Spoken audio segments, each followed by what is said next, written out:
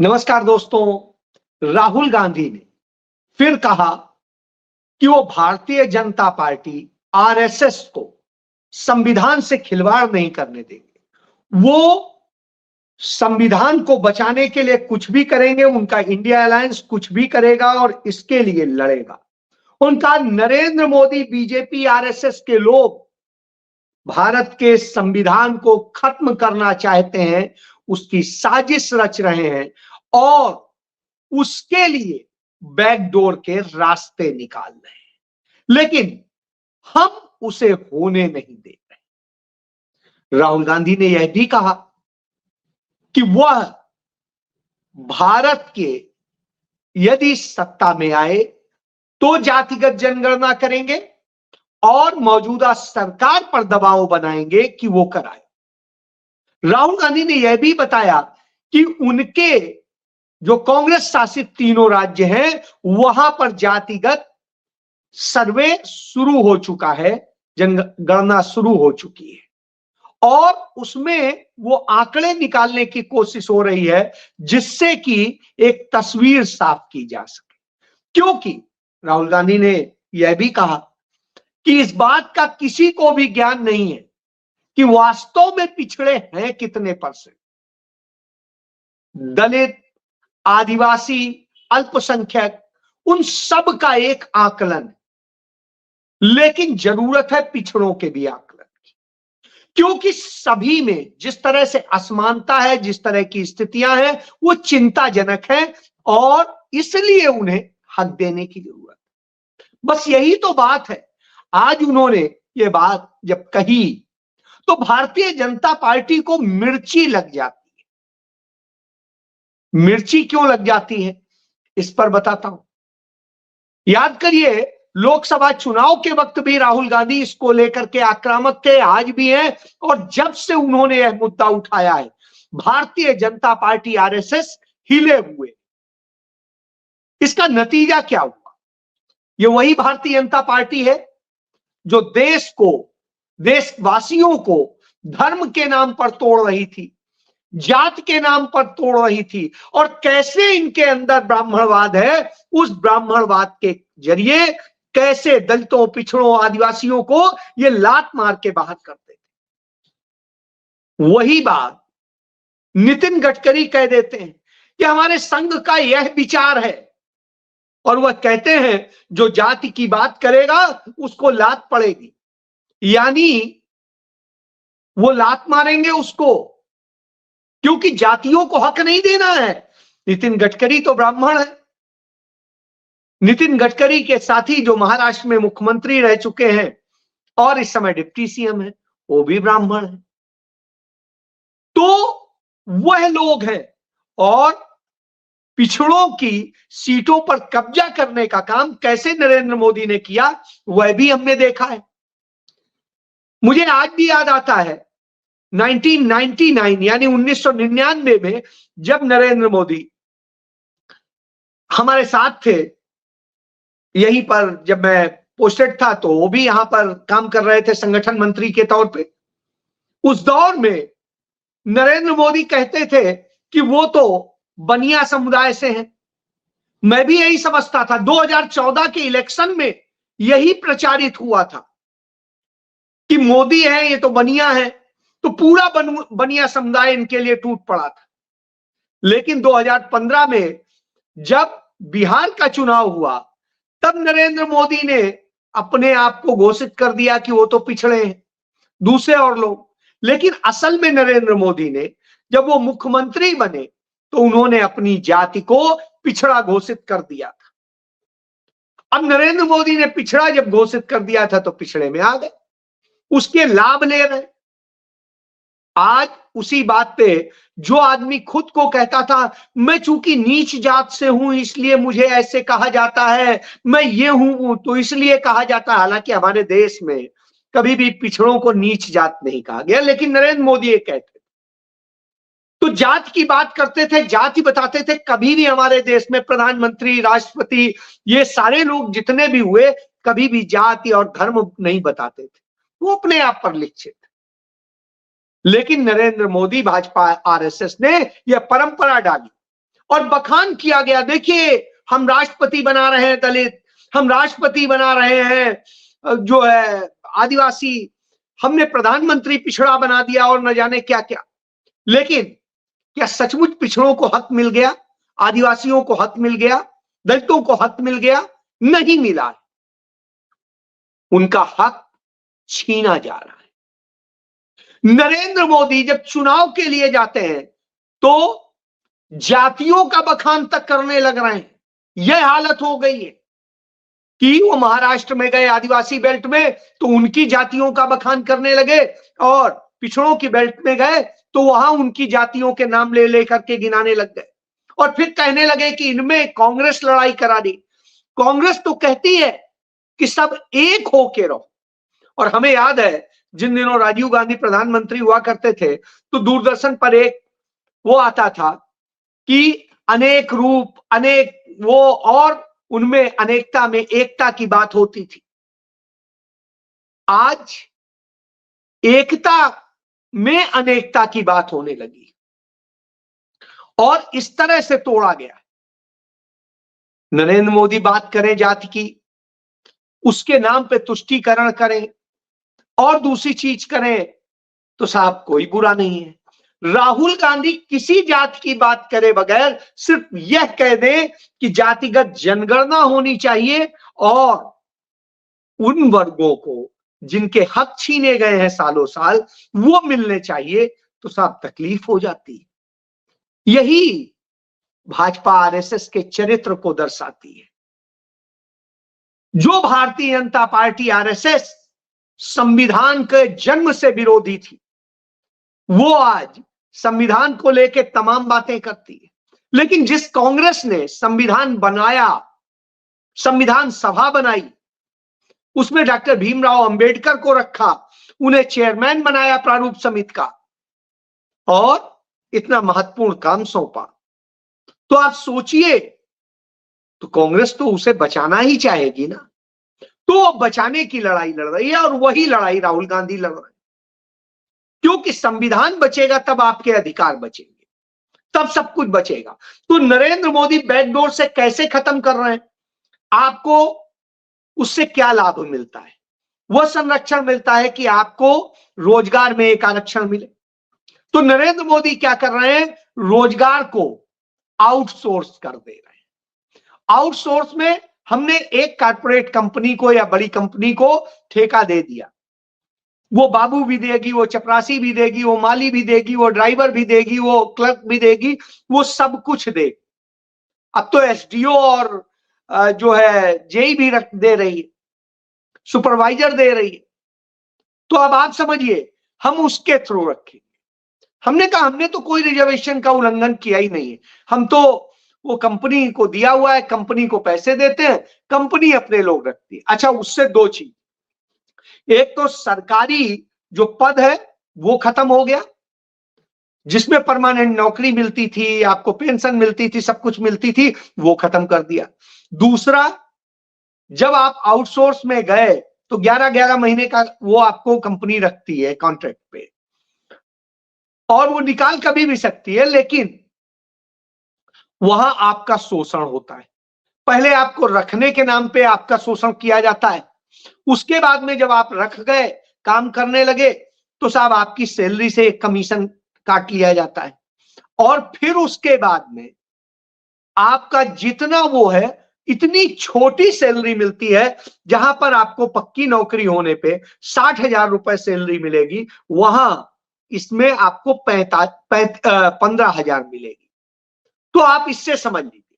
इसका एक उदाहरण देता हूं, चंडीगढ़ नगर निगम में जो महीने का बजट है सैलरी का, वो 7.5 करोड़ है, और 7.5 करोड़ में जो आउटसोर्स वाले हैं उनका 4.5 करोड़ है। तो अब आप समझ लीजिए, यानी 3 करोड़ सिर्फ बचा परमानेंट वालों का। यह हालत हो गई, यानी आधे से अधिक वो लोग हो गए, और वो भी 15,000 की सैलरी, 10,000 की सैलरी, 18,000 की सैलरी, 20,000 की सैलरी, बस। और आप शोषण भी कराइए, हर तरह से आपका शोषण। तो यह बनाया है नरेंद्र मोदी ने, इसी के खिलाफ राहुल गांधी, और इसमें आपका सारा रिजर्वेशन मार दिया गया। तो अब जो पक्की भर्ती निकल रही वो थोड़ी निकल रही। इसका उदाहरण देता हूं कि एक खबर आज जो है छपी राजस्थान पत्रिका में, और उसमें जो छपा वो आपको जानना चाहिए क्योंकि बेहद जरूरी है जिस तरीके की स्थितियां हुई। ये आप देखिए, वहां पर 34,000 पद थे टीचर्स के, और 34,000 पदों में से हालत यह हुई कि 34,000 में से सिर्फ 2,202 पदों पर शिक्षकों की भर्ती की गई, बाकी को खत्म कर दिया गया। कहा गया बाकी नहीं करेंगे। क्यों? लिखा है खर्च के डर से सरकार ने खींचे हाथ। 34,000 की जगह सिर्फ 2,202 शिक्षकों की ही भर्ती। अब आप समझिए, इस तरह से पद खत्म किए जा रहे हैं, और जब यूं पद खत्म किए जा रहे हो तो चिंताजनक तो होता ही है। और इसीलिए इस तरह की साजिश होती है। तो ये साजिश चल रही है, जिस तरीके से सारे भ्रष्टाचार हो रहे हैं, सब कुछ हो रहा है, निश्चित रूप से चिंताजनक है। और यही वजह है कि जिस तरह से हक मारे गए हैं, लोगों की नौकरियां मारी गई, संवैधानिक हक छीने जा रहे हैं, उसी कारण से मणिपुर पिछले 1.5 साल से अधिक वक्त से जल रहा है, बुरे हालात।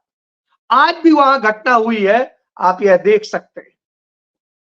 तो वहां पर किस तरीके से घर आदिवासियों के फूके जा रहे हैं, सब कुछ है। तो आदिवासी गांव में घर फूक दिए। अब आप एक बात बताइए, आदिवासियों के घर फूके जाएंगे, दलितों को मारा जाएगा, किसी के साथ कुछ किया जाएगा, तो आपका हक कहां रहे? डॉक्टर भीमराव अंबेडकर लिख के चले गए। अब वो संविधान सिर्फ एक किताब बन के रह जाए तो फिर आपको फायदा क्या है? तो यही तो ये कर रहे हैं, और इसी के लिए कर रहे हैं। अब आप एक चीज देखिए, अडानी अंबानी इस देश में जो दान करना होता है, जो आम लोगों के लिए कहते हैं, जिसे कहा जाता है CSR, कम्युनिटी रिस्पॉन्सिबिलिटी का जो फंड होता है, उस फंड को जिस तरह खर्च करके होता है, तो अडानी अंबानी नहीं खर्च कर रहे हैं। अडानी अंबानी से बहुत ज्यादा शिव नाडार खर्च कर रहे हैं, तो वो दान दे रहे हैं, और रईस ये बने हुए। तो इससे इस खेल को आज समझ लेंगे। और ये तो राजघरानों के साथ खड़े होते हैं। आप देखिए, इस समय भी कहीं रानी वो हैं, कहीं राजा हैं, कहीं कोई है, इस तरह के लोगों को इन्होंने मंत्री संतरी सब कुछ बना रखा है। तो आप बताइए ना मुझे, कब राजस्थान में या कहीं पे ऐसे व्यक्ति को बनाया गया? तो ये वो लोग हैं जो अंग्रेजों के गुलाम हुआ करते थे, जो राजा, उन राजाओं को अपने साथ लगा करके और उन्हें अधिकार देते। यह इस बात का स्पष्ट संदेश देता है कि ये आम आदमी को हक नहीं देना चाहते। ये नहीं चाहते हैं आपके पास हक रहे, ये आपके हक छीन करके आपको लूट करके बर्बाद करना चाहते। तो यह खेल है इनका, इसलिए समझने की जरूरत है। आज नरेंद्र मोदी कहते हैं महाराष्ट्र में कि जो महाविकास अघाड़ी है उसको, उसके लूट में, उसके भ्रष्टाचार में, उसकी वो हमें नहीं चलने देनी है, उसका भ्रष्टाचार का ATM नहीं चलने देना है। तो साहब, सबसे बड़ा सवाल यह है कि जिस आप उसमें ये बात कह रहे हैं, उसी जो है महाराष्ट्र में आपने सबसे बड़े जो भ्रष्टाचारी थे उन्हें अपने साथ मिला लिया है, और उनके साथ मिलकर के किस तरह से आप कर रहे हैं, तो यह आप समझिए। आप लगातार भ्रष्टाचारियों के ही साथ तो हो रहे हैं, और चाहे अजीत पवार हो, चाहे शिंदे हो, चाहे और दूसरे लोग हो, प्रफुल्ल पटेल हो या और कोई हो, तो सारे भ्रष्टाचारी इनके पास आ जाएंगे। और यही नहीं, महाराष्ट्र में तो आए, आप देखिए पश्चिम बंगाल में सारे भ्रष्टाचारी इनके साथ हैं। असम का मुख्यमंत्री सबसे बड़ा भ्रष्टाचारी था, वो भी इनके साथ है। इसी तरीके से देश के तमाम हिस्सों में सारे भ्रष्टाचारी, तो एटीएम कौन बनाए? वो नरेंद्र मोदी बनाए हुए। अब नरेंद्र मोदी अपने भ्रष्टाचार को छिपाने के लिए दूसरों पर लांछन लगाते हैं। जाति के नाम पर दंगे फसाद बांटना नफरत फैलाने का काम नरेंद्र मोदी करेंगे, लेकिन आरोप कांग्रेस पर लगाएंगे। जैसे आज कह रहे थे कांग्रेस लोगों को जातियों में बांटना चाहती। कांग्रेस बांटना नहीं चाहती, कांग्रेस हक देने की बात कर रही। बांटने का काम आप कर रहे हैं और इसके उदाहरण मौजूद है। आप जब हरियाणा में आए तो जाट बनाम पंजाबी, जाट बनाम दलित, जाट बनाम अदर्स करते रहे। आप जब उत्तर प्रदेश पहुंचे तो इसी तरीके से आपने किया, यादव बनाम ये, यादव बनाम वो, यादव बनाम वो। और जब आप मध्य प्रदेश पहुंचे तो आपने वहां पर यही किया। इसी तरीके से आपने राजस्थान में किया और तमाम जगह यही करते हैं। तो यही आपकी राजनीति है। तो नफरत की राजनीति असल में आप करते हैं और फिर कहते हैं कांग्रेस तो मोहब्बत की राजनीति करती थी और वही करती है। आप याद करिए श्रीमती इंदिरा गांधी के समय में नारा लगता था, न जात पर न पात पर मोहर लगेगी हाथ पर। आज भी क्या है? आज भी जातिवाद की बात नहीं हो रही, जातिगत जनगणना की बात हो रही। उनके जिनके हक मारे गए उन्हें हक देने की बात हो रही। और बात हो रही है कि कैसे जिन्होंने सबसे ज्यादा किया है इस देश के लिए और जो करते हैं उनके लिए होना चाहिए। फिर मैं देख रहा था कि इन्हीं के नेता आदित्यनाथ उर्फ अजय सिंह बिष्ट जो यूपी का मुख्यमंत्री है, वो कहता है सफाई आए तो लड़कियां डर जाती हैं। सफाई से नहीं डर जाती, आज भाजपा से डरती है। सारे रेपिस्ट किसके होते हैं? भाजपा के होते हैं। और नरेंद्र मोदी भी कहते हैं कि नारी शक्ति का सम्मान, सुरक्षा और सशक्तिकरण हमारी प्राथमिकता है। तो यह प्राथमिकता है कि लड़कियों के साथ रेप करिए, लड़कियों के यौन शोषण करिए, लड़कियों के साथ में और भी बहुत कुछ कीजिए, उनके सेक्स रैकेट चलाइए और साफ कहिए हम सशक्तिकरण कर रहे हैं।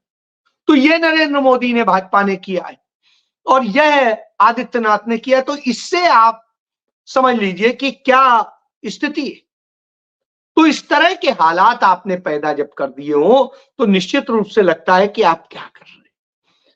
सच तो यह है, बांटने का काम, काटने का काम तो असल में बीजेपी करती है। इसीलिए बटोगे तो कटोगे और न जाने क्या क्या करके एक रहोगे सेफ रहोगे टाइप के नारे बीजेपी ही तो देती है। कांग्रेस तो कहती है अनेकता है हमारे देश में, अनेकता में एकता। राम मनोहर लोहिया यही कहते थे कि भारत का सच ये है कि जातियां एक सच है, इन्हें खत्म नहीं किया जा सकता। तो इसलिए इन्हें जोड़ने का काम होना चाहिए। वही राहुल गांधी का और यही बात डॉक्टर भीमराव अंबेडकर ने कही थी। उन्होंने कहा था कैसे 2000 से अधिक करीब जातियां। तो ये संविधान के एक मूल में जो छिपा है वो उन सब को एक साथ जोड़ने का है, जो काम राहुल गांधी करते हैं। यही मोदी को, भाजपा को, आरएसएस को तकलीफ देता है, क्योंकि जब आप जुड़ जाएंगे तो मोदी और उनका पूरा भाजपा आरएसएस का जो नैरेटिव है वो खत्म हो जाएगा, टूट जाएगा और वो सत्ता से बाहर हो जाएंगे। तो फैसला तो आपको करना है। बाकी मैंने बताया क्योंकि अब 2 राज्यों के चुनाव हैं, इसमें बहुत निर्णायक है, हक की लड़ाई है, लड़ना है क्योंकि दूसरी तरफ पूंजीपति हैं और पूंजीपतियों को मुनाफे दिए जा रहे हैं।